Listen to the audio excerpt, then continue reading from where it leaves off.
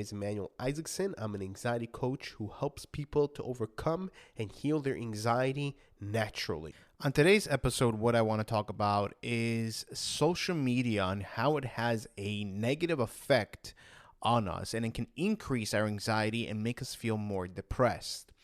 I remember before social media how things were different, because they didn't have smartphones back then, and there wasn't any, we weren't on our phones a lot like we are today. And I realized, and I also done a lot of research about the effects of social media, and there's a lot of research out there that says that how social media can affect us in a very negative way. It can make us feel more depressed, can make us feel more anxious. And I even think there was a movie on Netflix, if I'm not mistaken. It was called The Social Dilemma. And it was talking about how social media and people that worked in Facebook, and these people had, they were developing it. They said the entire purpose of the algorithm is to keep you on their platform. That is their purpose. So they're going to do whatever is necessary in order for you to stay there. And their algorithm works according to what you like and what you are interested in. And most of us, what we're interested in, what catches our eye, is negativity. So when we see these things, it increases our anxiety. And this is why the news is so effective. This is why people get addicted to news, because of the fear, because they give you that little bit of relief from the fear, something bad happened, this is the remedy now, and this is what happened, and they fixed the issue.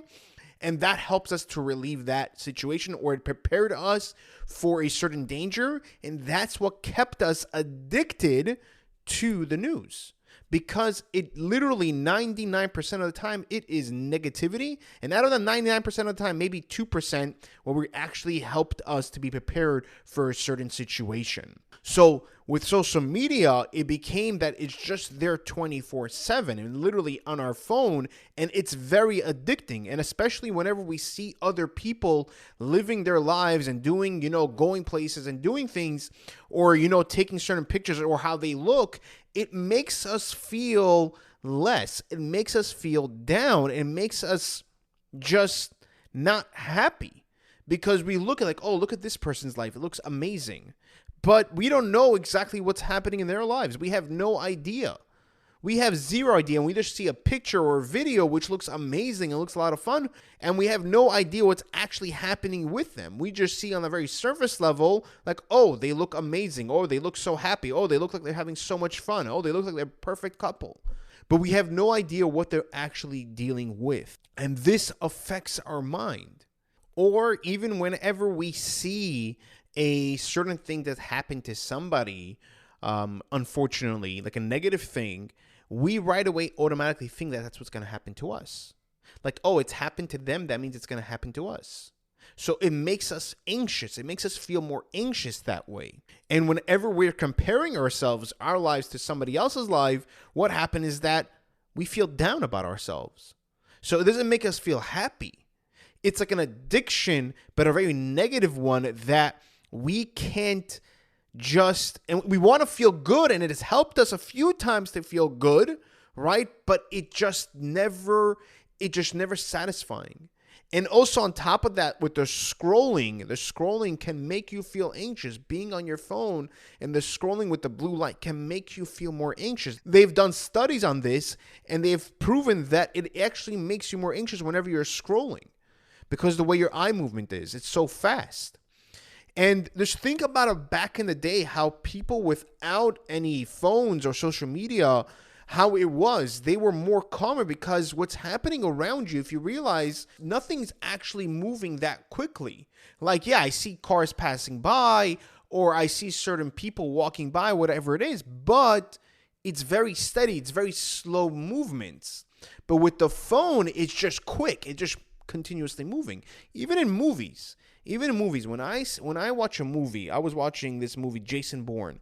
When I was seeing that movie, the last one, they switched the camera at least every single second.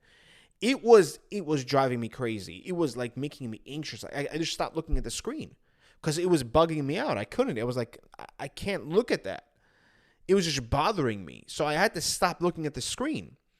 Because again, our mind doesn't work that way. To switch things so quickly like that, it makes us feel more anxious. It activates certain things in our brain that makes us feel more anxious. And why I even say this, I can see the difference. I can see the difference personally in my life whenever I'm on my phone and whenever I'm not on my phone. And I work a lot on my phone. Like I have to post videos, I have to make videos, I'm a lot on the screen a lot. And I just see the difference between whenever I'm on my phone and when I'm not. Specifically, when there is one day a week, I'm Jewish, so there's one day a week where we cannot go on our phones, we can't go on the computers, we can't turn on the lights, we can't drive our car. So it's like one day of rest. And we can't do anything like that, which is kind of amazing because I'm able to have a break from everything and just be able to rest and spend time with my family and actually being there than being on the phone. So there's a big difference, but I see the difference from that day from the rest of the week of how it actually is, because like my mind feels calmer because I'm not doing a million things and I'm on my screen or anything like that. I'm more in like what's going on around me. So it's an amazing feeling, and I see the difference.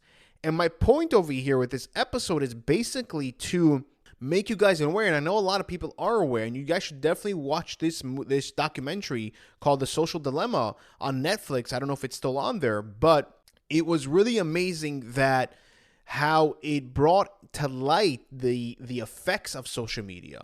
And this is coming from people that actually work in it, and they actually left it because of what they saw, of the negativity of what they were actually promoting and how it actually affected people's lives.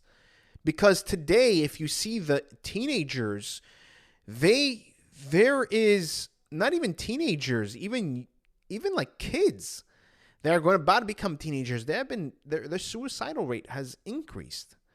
And I know I'm talking about something that is not an easy thing to talk about, but it just like affects me whenever I hear that. Even when teenagers, people are more anxious nowadays. Teenagers are more anxious and they're more depressed nowadays. And there's a problem. There's an issue over here that needs to be addressed. Like me personally, I can't see myself giving a phone to my kids until they get older. And I'm specifically telling them that if you want a phone, you will need to work for it, go get a job, whatever it is, to be able to pay for that, because I don't believe in the benefits. Maybe I'll give them a flip phone, whatever it is, so that I can actually call them and get in touch, whatever it is, for safety reasons. But just with the social media and the smartphones, the effect that it has, it's not a positive one. I think it outweighs the positivity. And I know there's influencers out there that say, oh, social media is an amazing thing. There's so many benefits to it, and it's helped so much. And I know it's grown. It's helped a lot of people. But at what cost? Is that people getting depressed, more anxious? I don't think so, because I can guarantee if they went through a depression or anxiety, they would have changed that message. And I truly believe that it's a major effect. Now, of course, there is other things that could affect. Of course, there's different dynamics, and it can be from family situations. It can be from the foods that we eat, from what we take in our body and what we see and who we're with and what we deal with and the stresses we have through in life, 100%.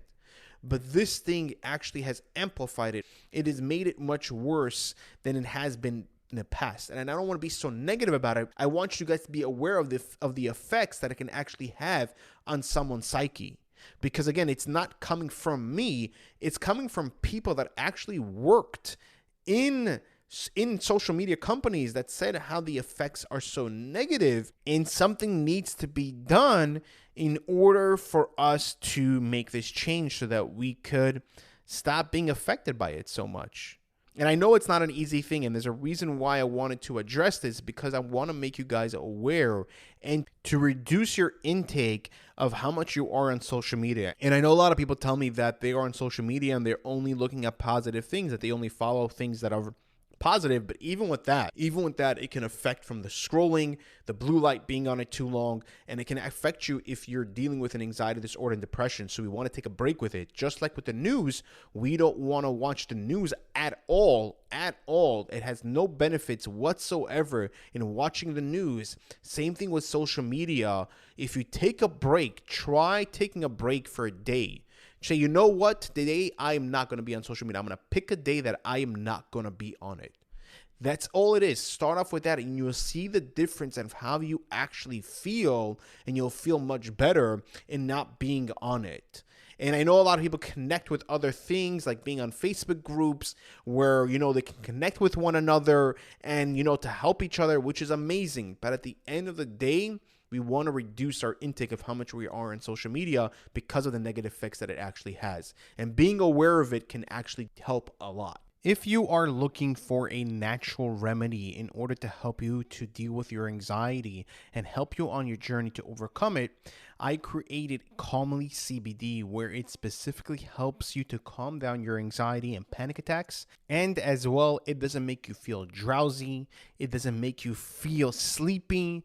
And it helps you to just feel calm so you can actually do things throughout the day, like work, drive, go out, and do whatever you like in a more calmer state of mind, as well as not addictive or has any side effects or any withdrawals, which this way can actually help you to heal your anxiety and get you to the destination in overcoming your anxiety much quicker. You can click the link that's in the description. It would say Calmly CBD to place your order today. And then right now it's on sale for a limited time where you can buy one and get the second one free. If you did like this episode, please click the like button and leave a 5-star review. The reason why I ask is because this way we're able to reach more people, and the more people that we can actually reach, the more people that we can actually help. Because my mission in this world, my purpose is to help people to overcome and heal their anxiety naturally and show them that it's possible to overcome. Thank you guys. Take care. And